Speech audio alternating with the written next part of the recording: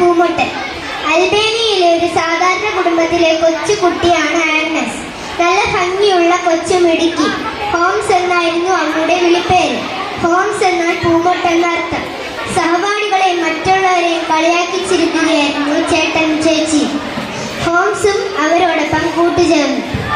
മറ്റുള്ളവരെ കുറിച്ച് കുറ്റം പറയുന്നവർ എപ്പോഴും ഇരുട്ടിലായിരിക്കുമെന്ന് അർത്ഥമാക്കുകയാണ് ഇവിടെ. നന്മയുടെ കിരീടം ചൂടിയ മദർ തെരേസയുടെ പൂമൊട്ട് എന്നീ നാടകം കാണുന്നതിനു വേണ്ടി ഏവരെയും സ്വാഗതം ചെയ്തുകൊള്ളുന്നു. രംഗം 1. വേഗം വാ, അമ്മ പുറത്തേക്ക് പോയി. നമുക്ക് മധുരപലഹാരങ്ങൾ എടുത്ത് കഴിക്കാം.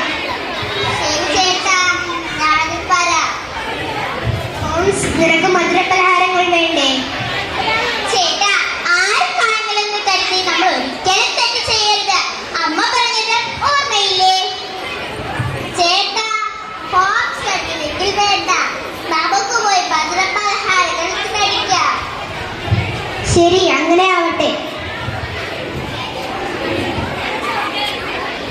രംഗം 2.